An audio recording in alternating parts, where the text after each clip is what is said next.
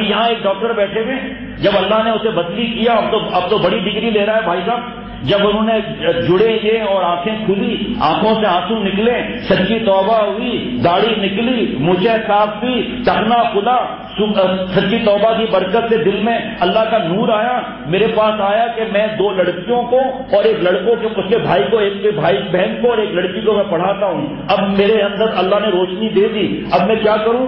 لات مارو اس پڑھائی کو، منع کر دو آپ پڑھائی کو، بارود اور پیٹرول ساتھ میں، آپ کب تک بچو گے؟ داڑھی کب تک بچے گی؟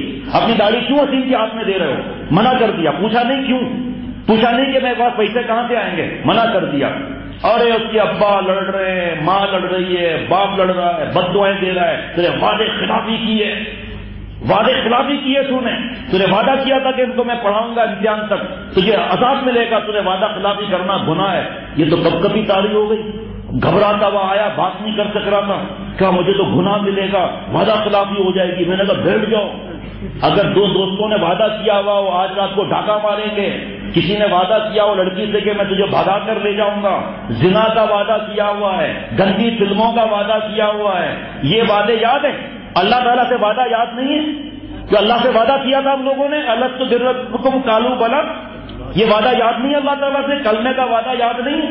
یہ وعدہ صحیح ہے غلط ہے؟ پاگل آدمی کسی سے مت ڈرو، ان کو حیا نہیں آتی، جو نامحرم سے پڑھاتے ہیں وہ وعدہ یاد نہیں آتا، وہ اللہ کا عذاب یاد نہیں آتا، وہ قرآن پاک اور حدیث پاک کی نافرمانی یاد نہیں آتی، حرام کار کر کر کے اللہ تعالیٰ کے غصے کو چیلنج کر رہے ہیں، تمہیں کسی کی ڈرنے کی ضرورت نہیں ہے، منع کر دو کہ تم پڑھائی غلط رہے ہو، نامحرم سے حرام کام کر رہے ہو، ہم حرام کام کے پارٹ کیوں بنے؟ پڑھاتے پڑھاتے اگر موت آ گئی، حدیث پاک میں جو جس حال میں مرے گا اس حال میں اٹھایا جائے گا، اللہ کو کیا منہ دکھائے گا؟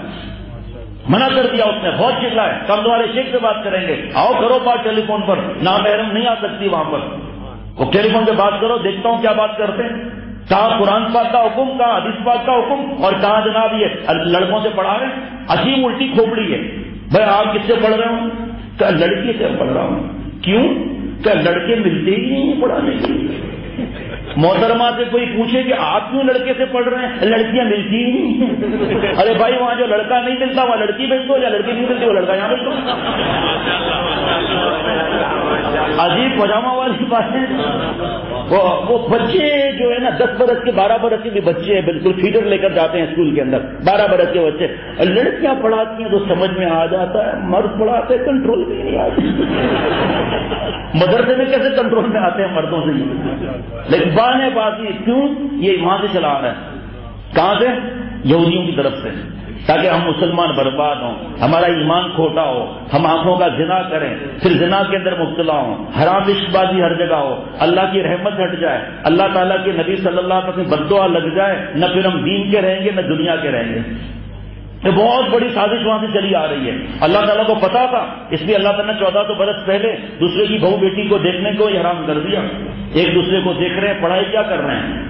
وہ اس کے چہرے پر کتاب کو پڑھ رہا ہے، وہ اس کے چہرے پر کتاب کو پڑھ رہا ہے، اس کے لیے کیا کر رہے ہیں؟ ہاتھ ٹکرا رہے ہیں، نیچے سے پیر ٹکرا رہے ہیں۔ اماں صاحبہ اگر بیٹھ جاتی ہے چوکیدار بن کر، نیچے سے جو پیر لگ رہے ہیں تو اماں ہر وقت جھک کے نیچے بیٹھی رہے گی مرغے کی طرف، ہاں۔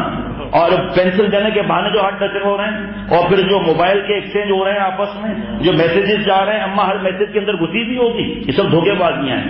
ارے ہماری بیٹی پڑھتی ہے، لڑکے تو ٹھیک ہے وہ، لیکن الحمدللہ ہر وقت دادا بیٹھے رہتے ہیں، دادا کا چشمہ تو 12.25 نمبر کا ہے، دادا کیا دے دیں گے بھائی؟